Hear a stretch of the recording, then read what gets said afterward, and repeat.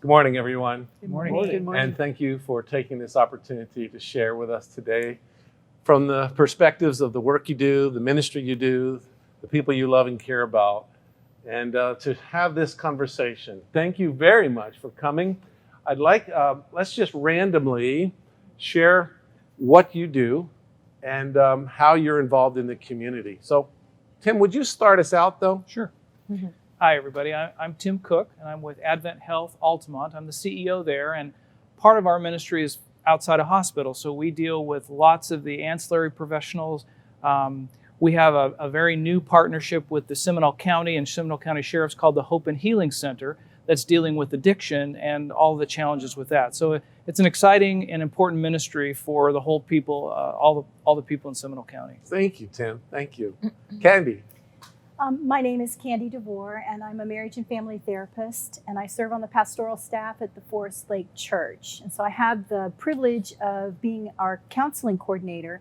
That means that I not only see a variety of individuals, couples, and families in therapy, but also coordinate any support groups that we have going on, such as Grief Share, Divorce Care, and we currently have an anxiety group that came out of the pandemic and the need for people to be able to talk about what's going on. So I'm very privileged to be able to do that and very grateful to be here. Thank you. All right. Very good. Very good. Dr. Andrea. Hi, I'm Andrea Takor. I'm the clinical director of a local private practice, Phoenix Counseling. We have a staff of 3 of us, and All right. pass it off to them. Okay. Looks like you're up next. Yeah. My name is Justin Kennard. I'm a registered intern mental health counselor. Andrea is my wife. And I guess people want to always know what you specialize in. And it's turned into really working with men through father wounds and understanding how to communicate in a marriage. And Beautiful. Thank you. Thank you. Yeah, my name is Christian Taylor. I am the senior chaplain at Advent Health Orlando, and I've also been working in oncology for the last 5 years specifically. But more recently, definitely because of the pandemic, been doing a lot of supporting our team members and just trying to help them with the stresses that come along with working under a COVID environment. Yeah. Wow, it's a lot. Thank you. And I'm Myra Rodriguez. I have worked as a school psychologist and also as an associate superintendent for the schools in Florida Conference. So my job has been to support teachers and students from the educational end and from the social, emotional, and mental health end. I've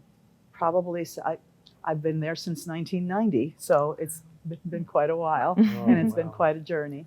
I just had the opportunity to retire this past year, but I have come back. You never quite fully retire. No. So I am retired and retreated and back part-time. Yeah. We'll keep you I like close. that retirement. Absolutely. It's a privilege to be friends today, talking about health and mental health. Let's get started. On this first question I'd like to explore with you, I'd like actually each of you to respond to from the perspective of the ministry or the work that you do. So here's how it sounds. Considering your role as a community leader or healthcare provider or mental health provider, in what ways or what observations have you made about mental health that may have changed in the past 12 months?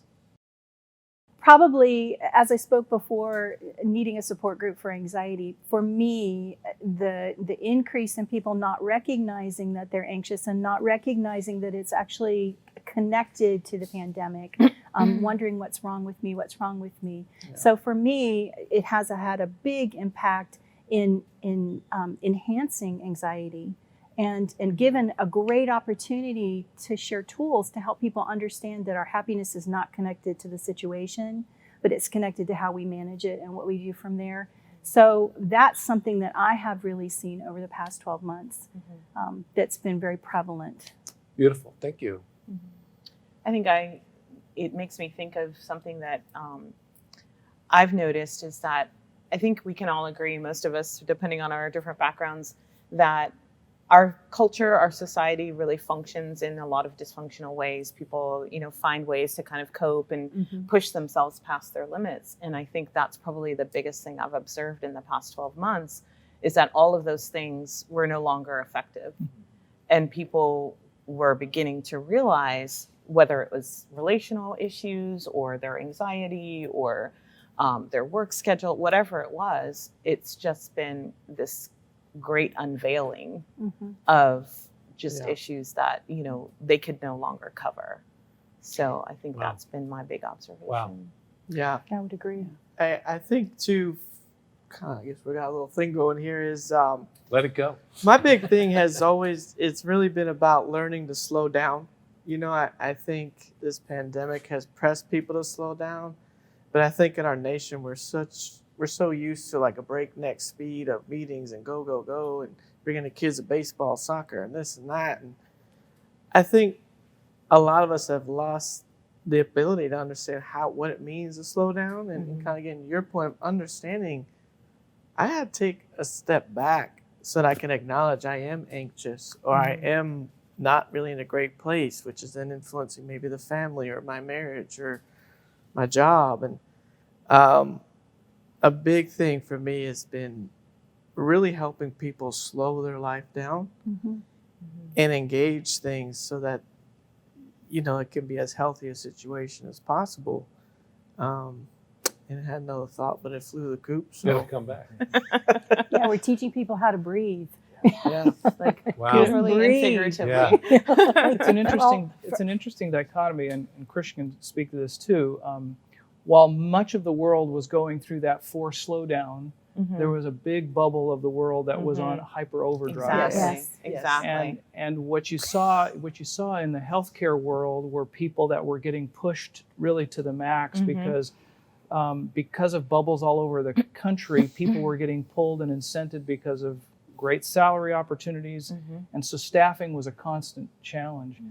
People were having to accept responsibility for being the communicator between a patient and their family at times that they never played that role. Right. And so it put a lot of pressure on them. I'll never forget one nurse in tears telling me that her daughter, I just remember this now, her daughter asked her every day, "Mommy, are you okay? Are you okay?" So every day she came home, this nurse had to explain to her daughter that she was okay. And yet this bold and brave nurse every day would get up knowing the angst this was creating in her family and then show up the next day. And if you remember, back in the early part of this, we were talking about this earlier, we had all these people who know everything who didn't know anything. That in itself was a stressor. Oh my goodness. Major paradigm shift. Yeah, you've got physicians who we all look to for answers. You've got government leaders who we all look to for answers, and they didn't have them. And think about the anxiety this caused in our country when people you trusted to give answers didn't have them, or the one that they gave you 3 weeks later was different than the one they gave you before.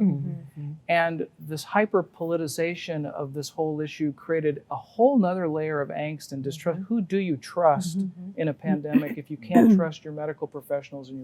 So it was, I think we, as the purpose of this discussion is, I think for years this will slowly unfold as people reflect and see what it created in relationships and in their own personal angst and in their own personal health, because all that tension and stress has put a great deal of stress on the physical body as well. So it's one of those things that we'll be learning about for years, Long time. and how in this country we've not had something like this for a bazillion years. So it's really going to be an interesting and it's going to be something that I think we will benefit from it because it's created an awareness like nothing has in our country for a long time. Wow, thank you very much. Good. I was going to say from the educational perspective, Oh my word.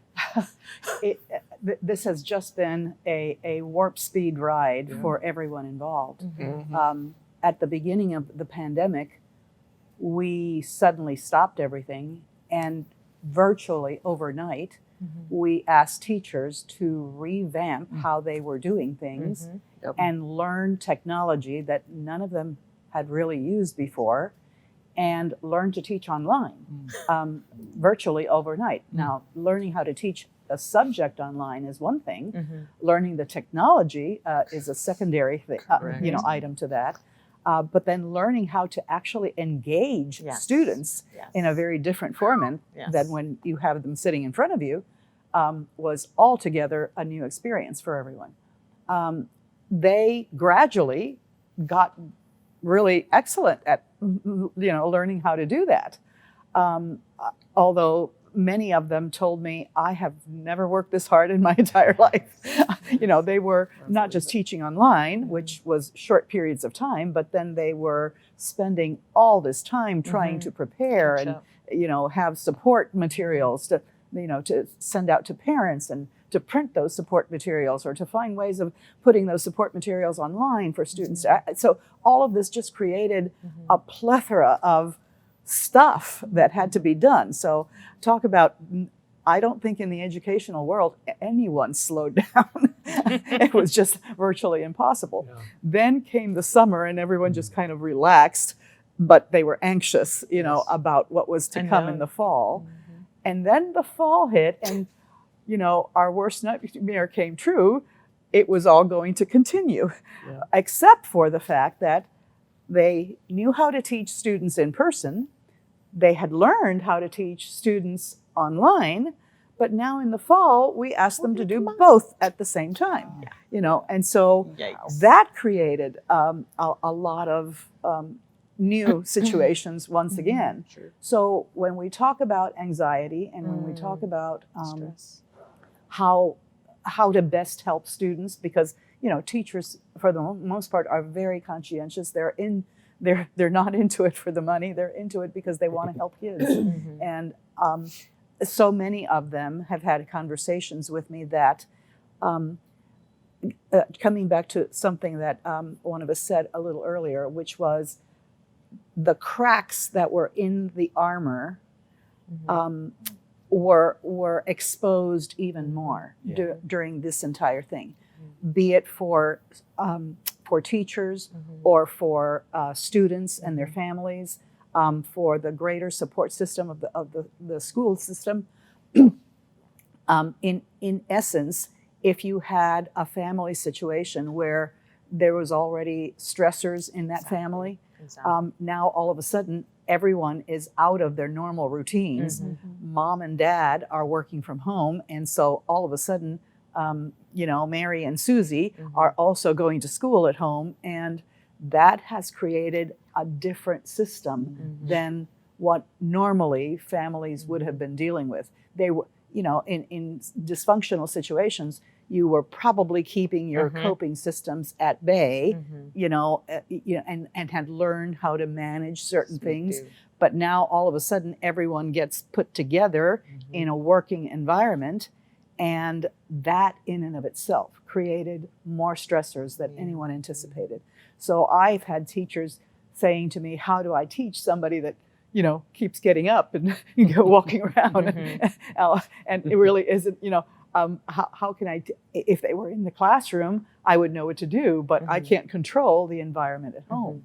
So all of it has been, I would say, stressors put on steroids, for our families. Wow. And so from student perspectives, the students have, all of us have referred to a sense of isolation, and depending upon how old these kids are, your different developmental periods, being with your peer group is ultimately very important in certain developmental stages. So I think that our middle school students, our high school students have been impacted a lot by the social isolation that they have experienced. Myra, President Machado and I visited two schools this past week. Yes. East Pasco and North Tampa Christian Academy. Yes. And at East Pasco, one of the teachers there named Melissa was telling us about how she normally would prepare on a Sunday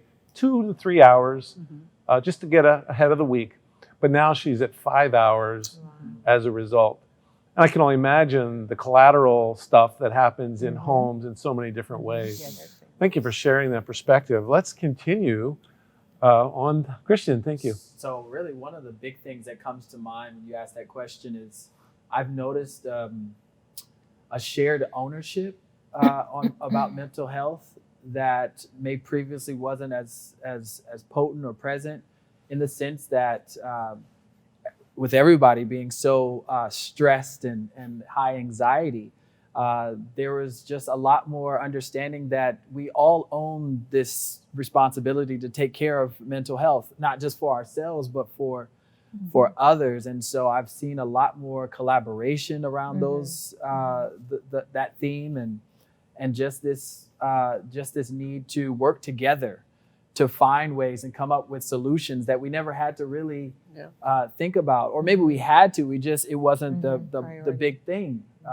And so now it seems like everybody has to own a piece and and do something and try to help find some solutions. Very good. Yeah. You know, as we're talking about this with this, there are several things about teachers that I've had some conversations too. Your comment about spending 5 hours, she's spending 5 hours and she probably feels less satisfied and fulfilled in that preparation than she did in her 2 hours. That's what we've found is a lot of teachers are just don't feel good about what they're doing. I mean, they're pouring themselves into it, but trying to manage all those variables. Is that what you're hearing? Yes, It's a very I mean, they put extra time in, Yes. but they're not able to teach Reap the and benefits. perform and see the performance of the children the way that really fills up a teacher. And that's very disconcerting in these folks. In many ways, it's like grieving. Yeah. Because you're putting your heart and soul into something, and you're not seeing the amount of benefit Right. for the students. Right. That's that intrinsic benefit that really fills the needs tank of a It teacher. helps you get through the bumps and the. Right. The other thing that's really difficult in this discussion is the statistics bear out everything we're talking about. I mean, the incidence of drug overdoses and deaths from overdose has dramatically increased during 2020. Domestic violence. Domestic violence, suicide. You know, child abuse is an interesting thing with the schools, because when a normal school is in session and the majority of the children are there, the teachers actually become a safety net, because they observe behavior and they see things. Now with lots of kids and families at home and tensions rising, it is a very difficult.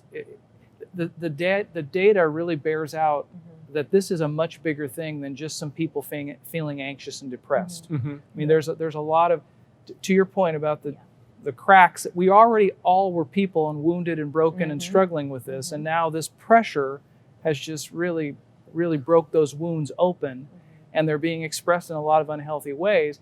As Christian said, I think one of the real positives is the awareness of people is significantly heightened. Employers are starting to put resources in this. Local governments are realizing, my goodness, we have not provided support systems like we should. So I think coming out of this, there is some opportunity to see some improvement, but it really has laid us bare. Christian and Tim, both in the healthcare environment, have something to share with regards to the fact that people can't visit their family. Right. Yeah. Okay? Right. I wonder if you would both speak to that side of that issue, and that maybe Candy, Andrea, and Myra could speak to the other side of the issue of families that are struggling because they can't see their loved ones. Guys, if you could lead us Christian first. probably has more significant stories. I'll just tell you, it's been very, very difficult. Many families understand intellectually that was an important thing to do. But and we've made exceptions. We've made a lot of exceptions for families who are in the end stage. But it's been very, very difficult on staff to have to be the go-between in that moment. They might have been onlookers right before. Now they're actually go-betweens. Yeah. So but there's some amazing stories, both from the family standpoint and the staff. But it's been nothing that, it's like a teacher we're talking about. a nurse never prepares to have to be the intermediary Yes. between a dying father and their son. Yes. Mhm. Who prepares you for that? Yeah. Nobody. And then who ministers to that nurse? Well, and yeah, and Christian can Exactly. tell you all kinds of stories. But it's been I think it's been one of those interesting things where intellectually people get it, but emotionally it's really difficult. Tim, my wife traveled to Pennsylvania recently to care for her mother who had surgery, was in the hospital, and then in a care facility that we're talking 10-degree weather. And the only contact she could have was waving through a window outside. Oh, wow. I mean, that's the deal, Yeah. right? So you're seeing this on the floor, I'm Oh, sure. definitely so, and just the value of togetherness has never been so much more appreciated because of those many family members who are not able to be in there with their loved one. I think some of the hardest ones, like you said, there's a lot of stories, but I'll just tell you some of the hardest ones have been the compounded deaths within a family. So where we would have multiple family members on the same floor, Wow. only doors apart, Wow. and they don't know Oh my. that their loved one is a few doors down, and that's hard. It's really, really difficult for the care team as well, but definitely also for those family members who have lost multiple family members within the span of a month and a half. And then still, like you said, we've made exceptions to really try to help support in these ways, but for some, they just can't not being there, and for many, no amount of understanding for why it has to be this way still really helps, because you just want to be there for your loved one. Wow. You know, Thank you. Wow. when you think about it, and we all know the updates of the daily statistics. I think the last one being, 500,000. We've reached the 500,000 death. And I was thinking the other day, well, behind every one of those numbers is a family. So if it's grandma or grandpa or mom or dad or, behind each one of those deaths are probably children, grandchildren, that all are out working and that have individual lives. So as we were talking about before, all of the COVID-19 stressors that have made us more aware of cracks in the armor, so to speak, as we alluded to before, that's the first layer of it. The second layer is grieving if you happen to be one of those families that has had a devastating loss. And as you alluded to, in some families, more than one. I can't, but we've encountered situations where teachers one week will say, oh, I lost so-and-so in my family. And then 2 weeks later, oh, I lost another so-and-so. So coupled with those losses, then you add in the added stressors of all these changes in their job, and hence the mental health difficulty, because we know, from a mental health perspective, that we are all wired to handle a certain amount of stress. But when it gets to be so overwhelming that, our adrenaline system is going nonstop, then that's when the mental health breakdown occurs. And for children, I would just add in a plug here, they don't know how to put that into words. Right. Yeah. Adults are more verbal and can at least, display the angst that they're feeling or tell you about it. And that in and of itself is therapeutic. But children will just show you. They'll display it through their actions, and sometimes those actions can be misinterpreted by the adults in their world as being obstinate or being difficult or being, Acting out even? acting out, whereas they are, what they're showing you is their frustration. And they don't know how to tell And fear, you maybe? that their world Yeah, is fear. frustrated, has become unpredictable, unsafe, Yep. and they don't know how to say it. Yeah. Exactly. Wow. Exactly. Wow. Adults are struggling to figure out how to see it. I think this really resonates with me because grief is one of my specialties, has been for a number of years. And so that has been, everything that you brought up has been heavy on my heart this whole time. And I think as I've worked with clients, the thing that I really try to focus on is kind of the grief work that I've always taught people, and that is to acknowledge that you've been robbed of the opportunity to be with your loved one. And we understand all of the logical reasons why that had to be so, but let's sit and just honor the fact that this is a significant loss on top of loss. Mm-hmm. And that has to be honored and acknowledged. I think sometimes we're so in a hurry to sort of explain away, well, this is how it has to be, and and so on. And so I really work with my clients to sit with the reality, because if we don't do that now, it's going to come back and sort of haunt you later. And so I think acknowledging and honoring those additional layers of losses, talking about how it's affecting you, how it's changing your grief versus how grief might normally look in regular times, expressing the hurt and the fear and the anger. That's so important. Andrea, thank you for mentioning grief. I'm wondering, are there layers of grief, like what a family goes through? I mean, an individual or a family, or maybe a community, or maybe a school. That's such an excellent. Or maybe a church, or a community group.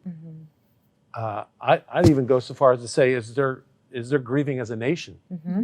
Most definitely. Absolutely. And I think that's something that you see in scripture and that I love, and I've talked about with my clients of faith, is really looking at the beautiful examples of community or even national grieving, coming together and acknowledging the losses. And we haven't even mentioned, in our discussion so far, just the losses that people have experienced at the same time as the pandemic in terms of, social, racial, dynamics that have been going on at the very same time. And so we have this community subset of the community that is processing profound stress, an additional layer of loss and stress and fear, just abject fear and feeling unsafe. So I think that community, the collective, the national grieving, finding ways to come together and do that would be such a healing. And this is where the church can be a huge part, a huge facilitator, I think, in that. So. One of the things I've noticed several months ago, Tim, you can talk to us about this if you will, and it was such a cool thing that people from the community lined up in hundreds of cars driving past some healthcare institutions and waving banners and signs.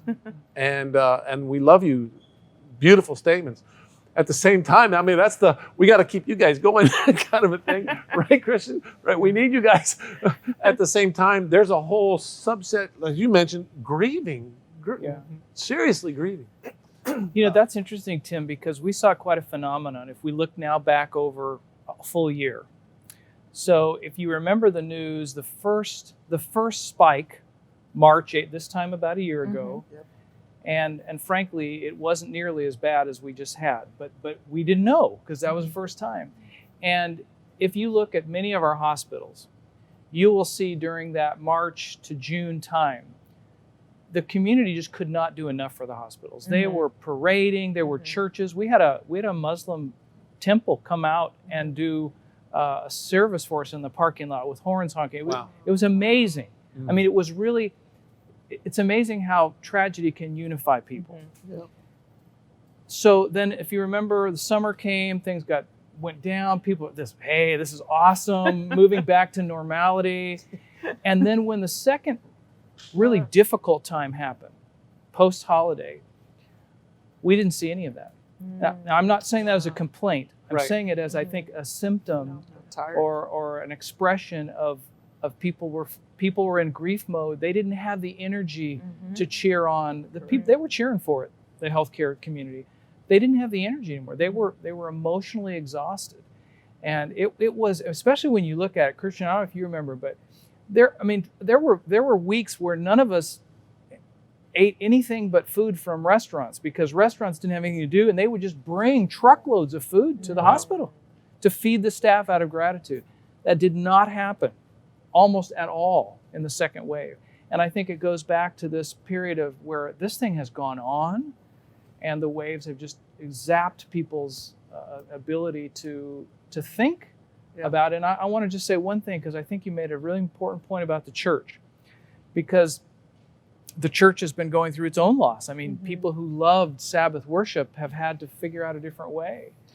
And I'll tell you, Tim, I had a local pastor, tell me the other day, he said, Tim, we realized this during, and they probably, from the healthcare community, probably pushed the limit. I need to shift our focus, though. But we need to talk about something else because, there's a saying, kids are resilient. Well, maybe not. Maybe not. And I want to touch on that with you for our audience's sake, our readers' sake, because there are families that are scratching their heads how to care for their children. And more importantly, maybe, what are the signs that parents and maybe our educators and community leaders, church leaders, what are the signs that they would do well to recognize that here's a child that might be in crisis?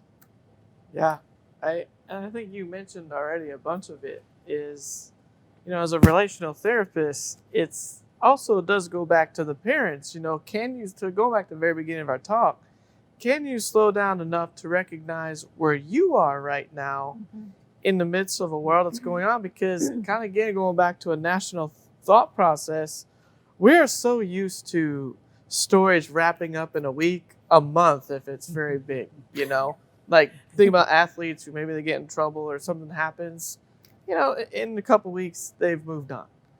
This has gone on now 12, 13 months. We're not used to this. So the parents are struggling and it trickles down with the kids, and the kids, maybe they are acting out. Maybe they're not listening to you as much. They're being defiant. I don't want to shower today. You make the day. I'm not cleaning the dishes. And we take this as disrespect, not realizing, wait a second, he or she hasn't seen their friends in weeks, or they haven't been able to play their sport or just engage the way they have. And I think, Andrew and I were talking yesterday, one of the other ones that gets usually missed is we look for the defiant acts, but we forget when Johnny or Sally withdraws. And we're like, thank you, Lord, that I got a quiet one.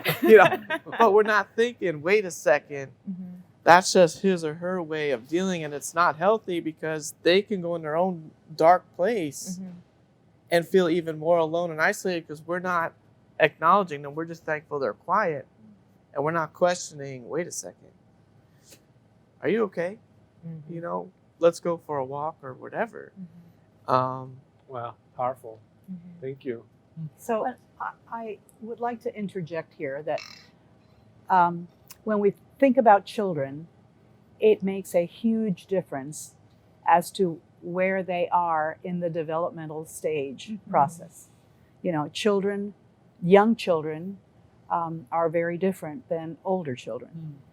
So as we think about young children, for example, and one of the questions you asked is, what are the signs for parents and teachers? I would say the biggest one to watch out for is a big change in mood or behavior. Perhaps things that maybe this child enjoyed before and would be, right there to do and participate in, that all of a sudden they become apathetic about it, not that excited, or they just seem to be, not really excited about anything in their life anymore. For younger children generally, and through this pandemic, and that's still consistent, they take their cues about life from the significant adults around them. So if they see significant adults around them that are stressed, that automatically transferred, through osmosis almost. They can pick it up in the vibes in the air, and then they become stressed. And again, those are the kids that are a lot less verbal, and so they are going to be showing you their stress level in how they act. As we move up in the developmental rung, child development rung, children that are middle school age are going to be very concerned about losing touch with friendships, because they have a very definite pecking order, when they are in school, and they maintain that pecking order in all kinds of different ways. And all of a sudden, even though many of them are back to school, and so forth, there are some that aren't. There are some that are still doing, Zoom meetings and so forth. So the pecking order has sort of been, has had to be redefined and so forth. And so again, those all create stressors. So the biggest thing for me that I tell teachers in signs of, what are some mental health signs that you need to watch for, is watch for big changes. I was down at a school the other day, and a teacher had asked me to, while I was visiting, to take a look at one particular child that she was very concerned about. And this child had done very well last year, even through the short time of, winding up the school year, teaching virtually. But she had done fairly well last year. This year, she has been lethargic, comes into school, puts her head down, isn't really, falls asleep in class the entire time. So I brought her out a little bit and just chatted with her to just kind of see where she was at, because those are not typical things that sometimes teachers do. But I tell teachers, when children give you a little bit of a door, walk through it, because they're inviting you into their world. So I sat and talked with this young girl. She's maybe 9 or 10, fourth grader. And as we talked a little bit, the thing that stood out in my mind is she had given up. This sense of hopelessness, and it wasn't necessarily something that anyone, either her teacher or her parent, was even picking up. She's just quiet, and in class she's just falling asleep and can sometimes refuse to do things, but nothing earth-shattering. But in my talking with her, and and asking her lots of questions about what she thought, what came out is she doesn't think that there's an end to this. For us as adults, we have historical experience that tells us that things in life come and go, and sometimes when we are in one of these difficult periods, we have to hang on, and we will get through it. We will see light on the other side. But for children, they don't have enough of those experiences behind them to think that that's true. And so that puts them in a cycle of helplessness and hopelessness that a lot of parents don't realize. So if I could speak with parents, it would be, have these conversations with your kids. Don't be afraid to have those conversations and to say, how are you really doing? What are you thinking? How are you feeling? Because parents assume that if there's not an earth-shattering event, that their kids are okay, when they're sometimes not.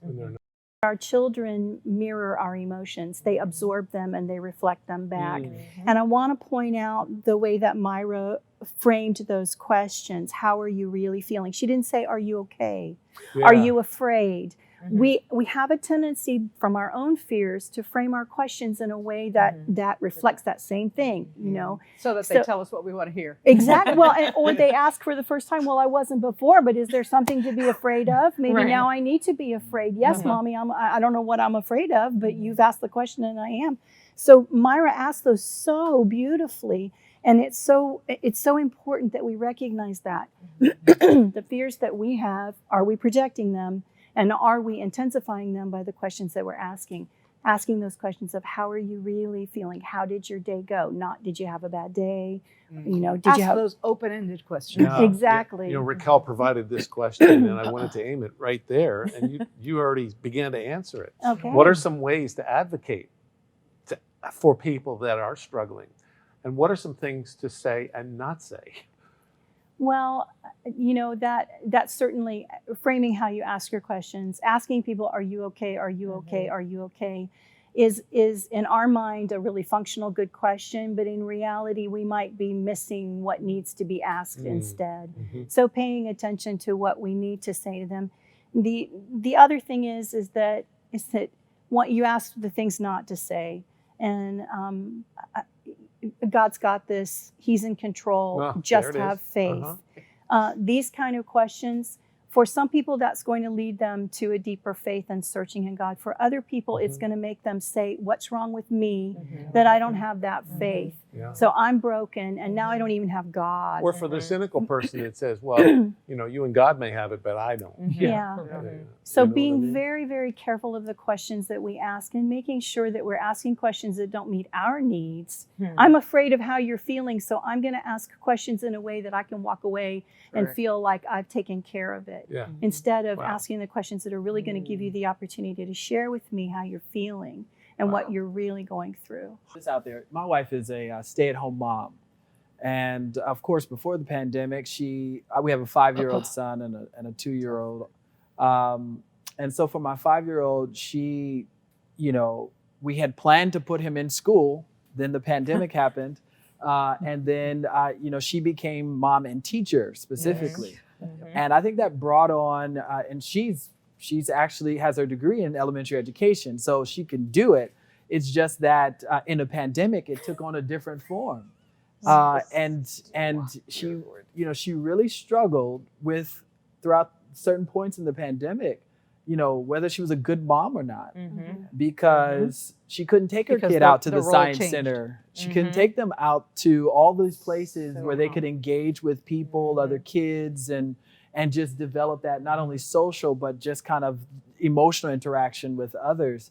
And so it was really, really difficult. And the hopelessness that was talked about for kids, she really felt herself, knowing that at some point we get through the pandemic, but in the midst of it, we're never getting through the pandemic. Exactly. Something happened with the pandemic that made all of us raise our bar of expectation of what we could do astronomically high, and the mothers that were homeschooling now suddenly had to be the best homeschooler and the best mother and the best wife. The healthcare workers had to be the best healthcare workers. You know, as clinicians, we had to be the best at what we were doing to meet all the needs. So we were working crazy hours to do all that. And this is something, goes back to the very first question you asked about what was different. That's one of the things that I have seen across the board, helping people be able to step back. It's all about the step back and look at where you're setting that bar. You know, why are you having that level of expectation of what you can or can do now as opposed to times before? And it's been really interesting to watch. Yeah. Thank you. I would Justin. also say things to avoid. You know, we call it silver lining. You know, we talk like, don't go with the, at least this didn't happen. You know, it's, and a lot of times people do that. And I, to be honest, work with a few pastors, as you know, and I tell them, I say, look, scripture is wonderful, but don't throw that at people, because, and I tell them, I said, look what you're doing. Okay. You know, Johnny or Sally comes up to you and says, I got X, Y, and Z going on. And a lot of times people want to throw Philippians, on prayer and supplication. You know, it's like, all you've done is create a distance. These people are asking in a time of a pandemic where we all want connection, community, and ties. When we give these responses, there's such a distance and, quite frankly, a bit of a coldness of like, I don't really want to engage you. And again, this sounds like a broken record, and that's okay. It's again, are you taking care of yourself enough so that when your friend, doesn't even have to be a work thing, when your friend, your neighbor, whoever, comes up to you and they are hurting, do you have a little bit of space left in your emotional tank to engage them? And we're not just throwing little things at them because we hope they go away and we're like, bring it to the Lord, you know. But it's really learning, like, again, slow down, take care of yourself. My wife and I, every month so far, we'll take 3 days. You know, we go away out in nature, we go camping. You know, it's a safe thing to do, gets us quiet, away from the screens. Find your ways to recharge, to take care of yourself so that you can. Not just work. Engage your kids. Engage your neighbor. You know, We have to continue to play Yeah. because we're alive, right? Yeah. You know, I can't help but wonder, Justin, if maybe God's promises are better at this time for us to claim individually rather than projecting them Correct. for people who aren't ready for them. It's a good thought. That's a You know, we have some questions from across Florida. The first comes from a nurse. Her name is Erica. She's 30 years old. And I'll just leave it open to whoever would like to respond. What are some ways that frontline workers can grieve appropriately and decompress appropriately, especially those caring for COVID-19 units? Well, I'm going to let Christian handle this, but I would say, and I think it applies, I think presence is probably one of the things that when I look at a team who has to deal with this, nobody wants to be alone in that time, and nobody wants to hear a lot of flowery rhetoric.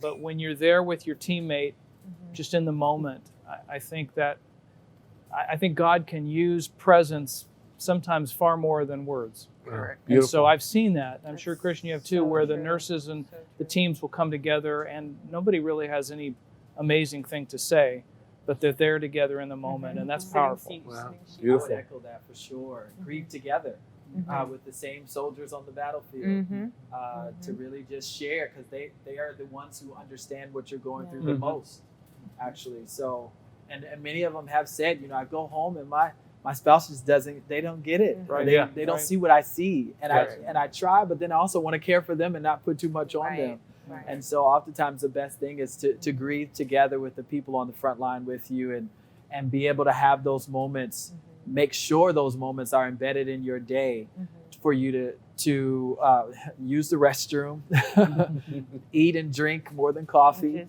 but Unfortunately, not always. but to really take time to talk and be heard in the space with the people that care with you. Pastor Ben, who's 38, writes this question. Sometimes individuals who struggle with mental illness feel that if they have enough faith, they will be okay. This leads them to deny the role of psychiatric medicine. What can be done to help individuals with this type of thinking? I think I run into this a lot, and the kind of the conversation that I like to have with people when they are struggling with this is I talk about just physical health in general, and I would, you know, just ask them and just be curious, you know, if you went to your doctor and your doctor told you that, you know, you were in the initial stages of diabetes, that you need to start taking insulin and your pancreas is not producing insulin anymore, would you be comfortable with pursuing that? And most of the time, 99% of the time, people are like, oh, well, of course I would do that. And I said, okay, so I think people of faith, we understand we live in a fallen world and our bodies are subject to that fall. And so these things happen. And God has so graciously provided these tools through doctors and medications and whatnot. And we're totally comfortable. But then the moment that there's an issue above the neck, somehow the head was not involved in the fall. Wow. And so, you know, let's talk about what is it that's the difference for you? And I like to just explore it. You know, I don't come to the table with like, you need to think this or whatever, but I'm just really curious to sort of unpack, okay, how did we get here to this place where the moment there's something going on with the brain and the brain is maybe not processing neurotransmitters properly or something is not firing the way that it should, we somehow feel, okay, God's gifts that he's provided through medication and medical care are not available to us. And and that's kind of where I go with it. I just stay curious with the person to explore. Tell me more about that, you know. That's a great and strategy. typically the person sort of talks themselves into this place of going, wait a minute, Yeah. this doesn't actually quite make sense, you know. And I'm so very sensitive because in areas of faith, I really, really want to respect the person's conviction that whatever God is speaking to them. And so to me, this is a conversation that they need to have with the Lord, but I'm going to maybe provide, you know, an air of curiosity to sort of like, you know, put the conversation in a certain direction. But I think as clergy, we also need to do a better job to engage that conversation with parishioners. And really, I love that there's a therapist that works on staff. And I think that should happen way more in many more churches, and really engage our parishioners in that conversation and really encourage them to take advantage of that resource. And I think sometimes, you know, we may, as clergy, we're used to being a lot to the parishioner, and we have to recognize our own limitations and really stay within our boundaries and be able to know that it is just as much as it's good to encourage with Scripture, it's equally as valuable to refer to a specialist. Imagine that. And for them to get help. That's beautiful. From the pastoral perspective, the biggest gift that I think a pastoral team can give their congregation is to somehow begin the process of reversing the stigma Yes. that has been around, Yes. that basically the belief that somehow if you're a diabetic, there's no problem with seeking medical help. If you have a heart murmur, of course you're going to go to a cardiologist. But oh my goodness, if you should have an emotional difficulty, then that must mean that you're not believing hard enough or praying hard enough, or that somehow your identity as a Christian is involved in that. Correct. And so the re-education that has to happen in our churches that basically explains, you know, Andrea, what you just said, in that, wait, God made us whole beings. And in making us whole beings, He started providing for our psychological needs right from the Garden of Eden. Why would we serve a God that would want us to ignore it? Well said. Our next question comes from a student, 12-year-old Claudia, and she writes this way: can school and being a student cause mental instability like anxiety, depression, or low self-esteem? What can we do when I feel like this, or when we see our friends struggling? So I would say to this student, life is a series of, from the time that you're born, all throughout, while you are alive in this world, learning how to figure out how to handle various stressors. School, in and of itself, is a place where a certain amount of stress is placed on children, on teachers, because when you are in a school setting, you are asked to challenge yourself, to learn, and learning takes risks. You have to risk something in order to gain something. So a certain amount of that under normal circumstances places you in a situation where it can be stressful. It can be stressful to take risks, especially in front of others. And if you're a teenager, you're asked to sometimes make those risks, make yourself vulnerable in the presence of some people that you might feel that being vulnerable is not okay. So she's right on it when she's asking this question. But on the flip side of the coin is, if you are willing to take those risks, it helps you to learn how to manage those stressors, because those stressors, even though during this COVID-19, they have come at us like like full galloping horses, you know, and it's the speed at which those stressors have come upon us that has made it to where some people are, you know, can't take the amount of stressors.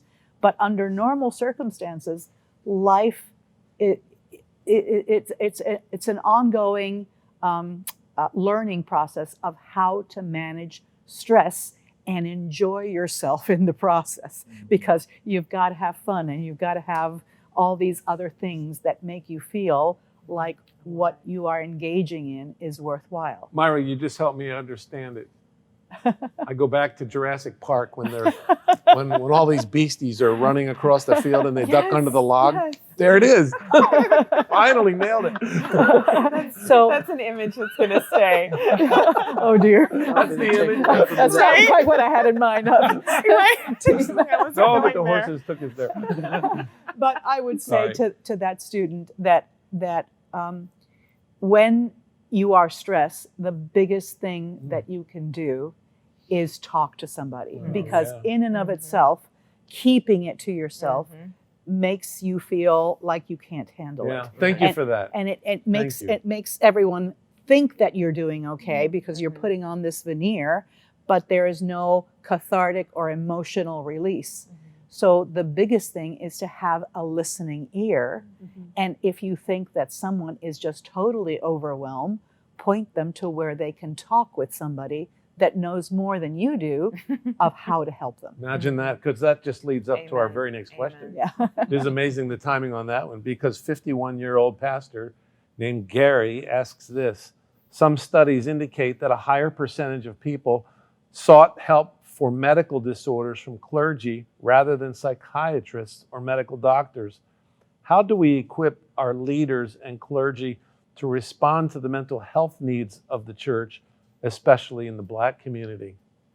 You know, one of the things that is an earmark of a great therapist is that they know what's in their toolbox and what's not.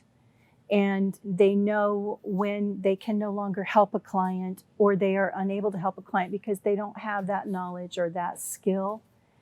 And none of us can be all things to all people. No one can. I can't. Every client that walks through my door is not a guarantee that I'm going to have what I need to help them. And I'm going to need to refer them to someone that I know has those skills, that I trust. So in answer to this pastor, it seems to me that it would be very helpful to get to know the counselors in his community and to know what their skill sets are. To ask them, how comfortable are you talking to a client that wants faith-based talk?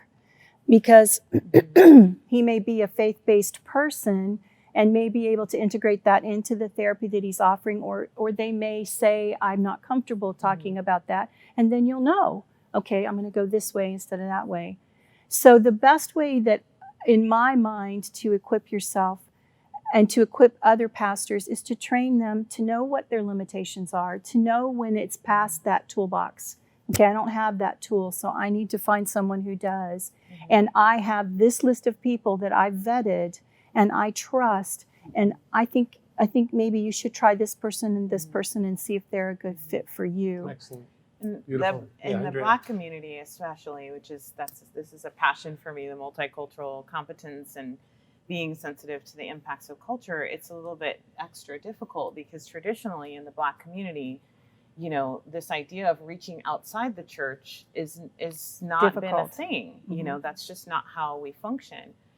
My background is Caribbean, so I have a slightly different flavor of that, but I have such a commonality with that same sort of vibe. So for pastors, it's opening up the conversation, like you were saying earlier, of just even talking about that this is a thing, and that, you know, we as a community need to start taking better care of ourselves, and here's what that can look like. And setting the example, maybe as the pastor, even talking about how you yourself are having, you know, finding your own care, bringing counselors into the fold to perhaps train the staff, you know, on how to recognize that it's time to perhaps refer that person. You know, I've gone and done some trainings with different ministries where, you know, I can teach them, okay, here's what you need to look for. And if this is happening, then you may need to consider expanding your network, getting to know counselors that can understand culturally Mhm. how to work with your parishioners, and faith-based, of course, understand kind of like the theology that's important to your community. Those are things that pastors can really begin to do. But I think it goes back to kind of what you are saying a lot of times is, taking care of yourself. Are you as the pastor okay? Mm. And I think there comes a time it's really important for us to recognize that everybody has the freedom of choice. And so even if you have someone in your church that you want to help, if they choose not to go the paths that you've laid before them, and you can go no further, then being straight up and saying, I'm sorry, I cannot help you any further. There is nothing more that I can do. Mm.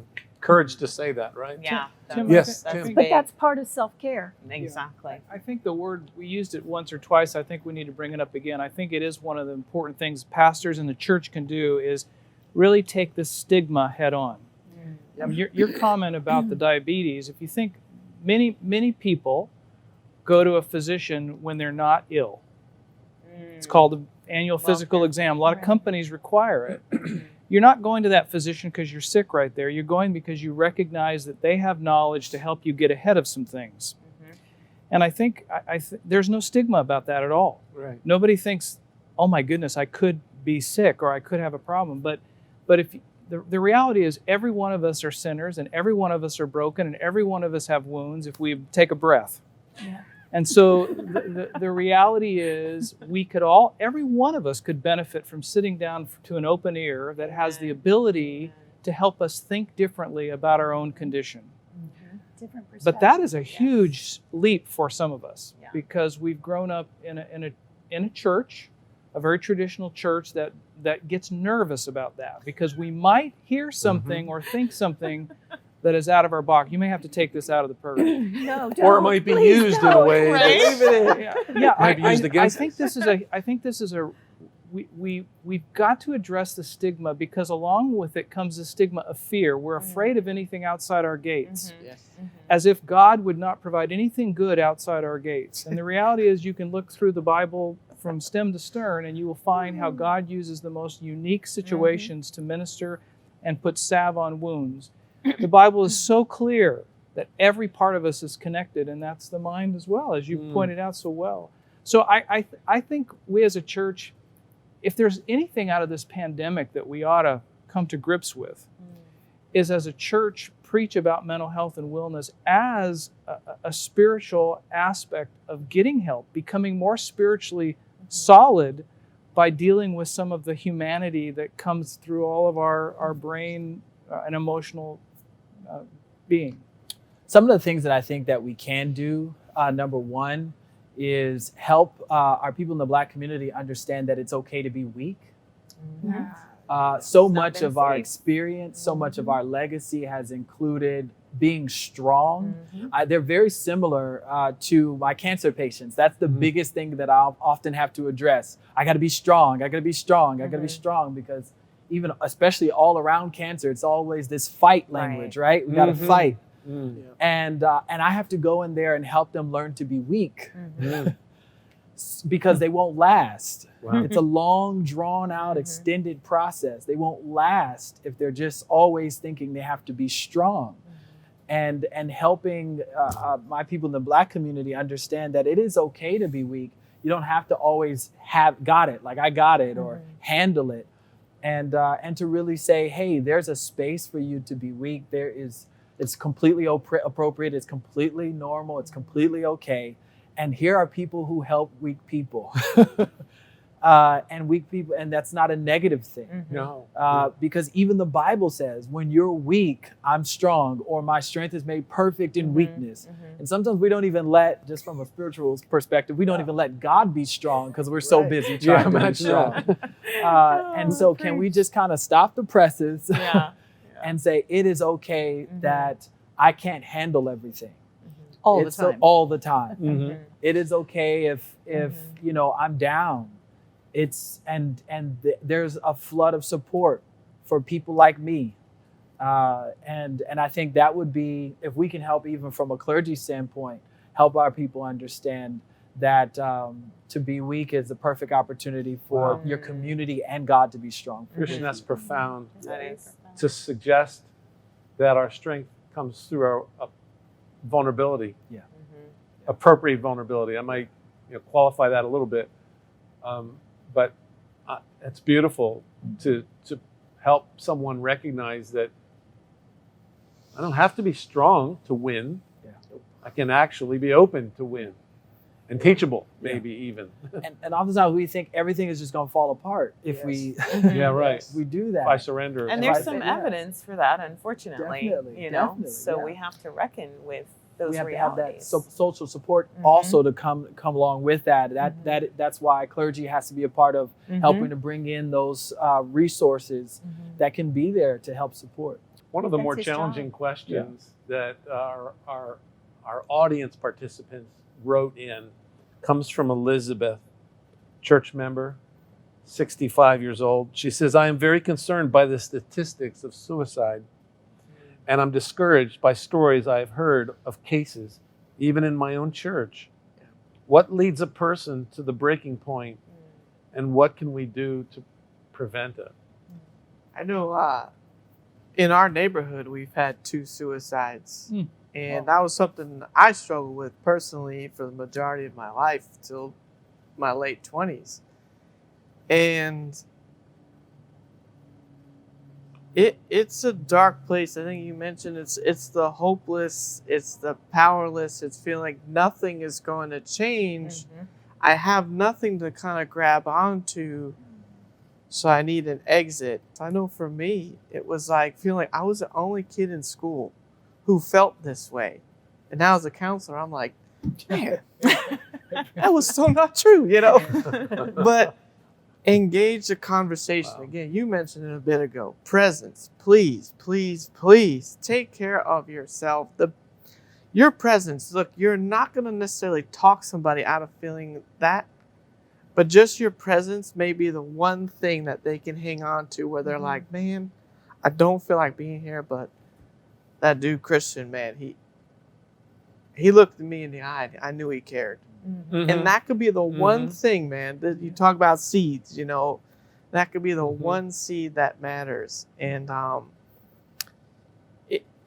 it's just a cumulative effect of things that happen. And to the horses, the Jurassic Park, everything coming at us, it's too much. And people feel, there's nothing else for me to do here but to end my own life, because I can't even see myself trying to stand back up and get mulled over again by those dinosaurs. Wow. So And just when you get to that point, the biggest thing is that you stop thinking straight. Mhm. You stop thinking logically.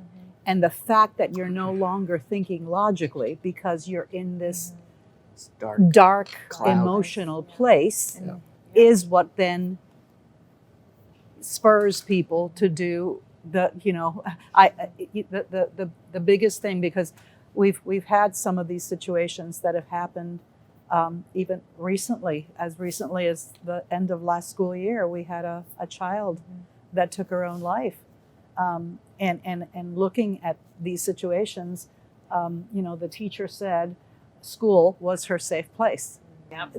The thing that I share with children is that when someone gets to that point, they are not thinking straight, and they want to try to put an end Right. to what the pain that they're feeling emotionally, and they unfortunately try to put an end, a permanent end to a temporary problem.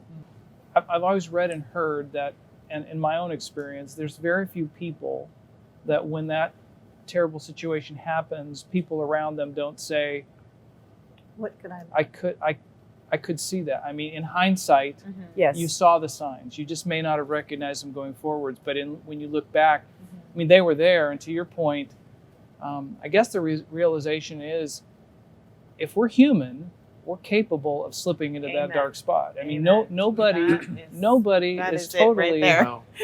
out of that. So if that's the case, then we ought to look for those opportunities to encourage and connect. It's very easy to say it. It's not in our busy lives, you guys talked about our busy lives, it's easy to miss things going forward that we are clearly seeing in the hindsight, which leaves people very Right. discouraged too. Where do you see hope during this pandemic? And please feel free to mention resources that you might be aware of. Talk to us about where you see maybe God leading, or where people are responding in such positive ways. And we're going to go through this with deep wounds and scars that will be with us a long time. But I have some confidence that people will rally and find hope together. I wonder if you could speak to that. I think spiritually speaking, we're talking about weakness, showing weakness, being just honest and real. I think for me, what I've seen, and I do a lot of like what we call reparenting, but it's understanding that, and I feel like we've lost this at times in the church where it's, and I know obviously there's a Trinity, the Holy Spirit, Jesus, and then God the Father. It's like really getting people to realize you are His beloved son, you are His beloved daughter. And really understanding, what does that mean again? I'm allowed to be weak, because if I'm struggling as a son and I have a healthy dad, like the ultimate dad, so he says he's not going to give me a snake when I ask him for a peanut butter and jelly sandwich. It's understanding it's okay. Let God pour into you. When's the last time, we get so caught in wanting to read all our scriptures and do our things. When's the last time you invited him to go for a walk? Or when you're doing construction on your home, you ask him to help you build. That's what a dad comes in for. And for me, it's been so awesome seeing people recognize there's a hole in the pit here I didn't know existed. It was possible for me. But I'm realizing now this new relational aspect of engaging God the Father, that my dad actually wants to be there to help me up and pour into me. Wow. And I think for me, on just a strictly clinical, functional level, the hope here is that it's become more normalized, and also it's become more open, because now people don't have to drive 35 minutes in Orlando traffic to come to an hour appointment, then drive 30. An hour appointment turns into 2.5 hour adventure. And it's like, wow, you can come get help. And you can, set your computer up or your phone or whatever in your own bedroom or your own back patio. And it's so portable. Or you could be on vacation and still stay. And it makes things so available schedule-wise, especially if you've got 2-3 kids. That time is precious. It's weighted in gold. So that's what I would say. Good. Thank you. I was going to say, one of the things that I promote to our schools is know your local resources. And because we probably are aware of some resources here in the Orlando area, but Florida's a big place.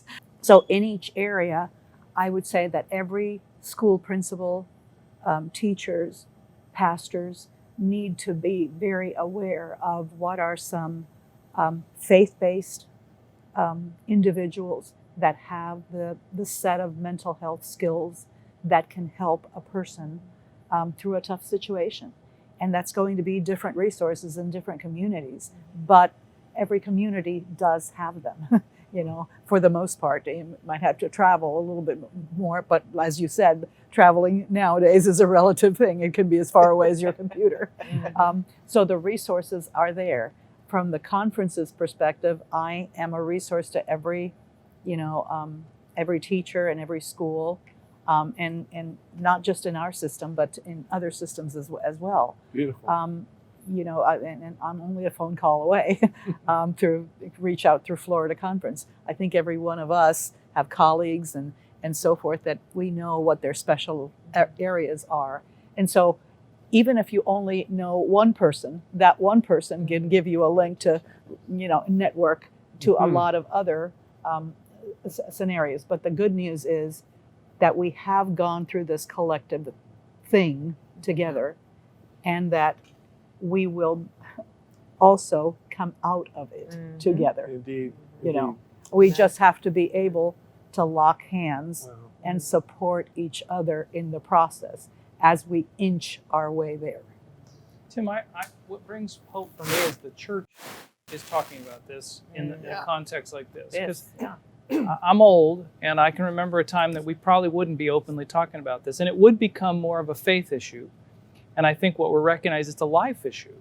And the church is there to help bring God into people's lives and heal wounds. And these are all part of wounds. And we've gone through a major wound together, and we'll come out of it together. We'll heal together, but the church can play a role.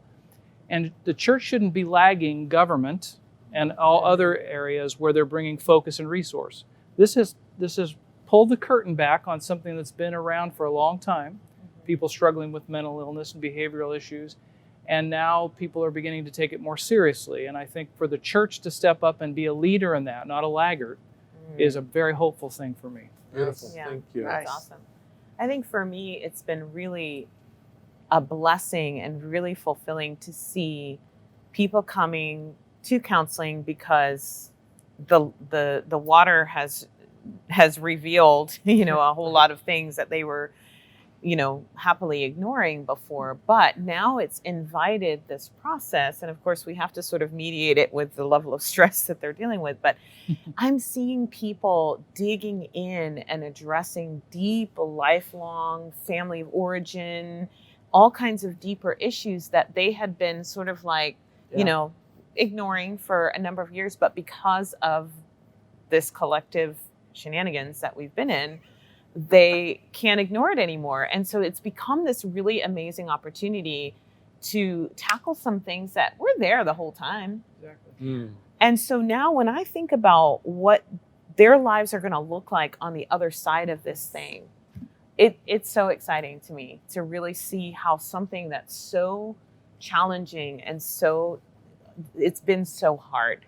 God promises so to many take people. every situation Exactly. that is bad Exactly. and somehow turn it there's- around for the good. And each of them are embedded within families and communities that are going to be impacted by their work. Yes. And so it's not just this person that I'm working with, but it's everyone attached to them is going to benefit from the work that they're Perhaps doing. it's So cliche, that's but awesome. God doesn't waste tragedy, right? Nothing's wasted in God's economy.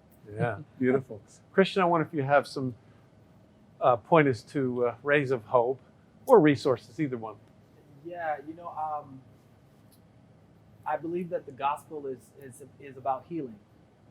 Honestly, I believe the gospel is about healing, and it's not just a cute catchphrase to say Jesus loves me or loves you or something like that.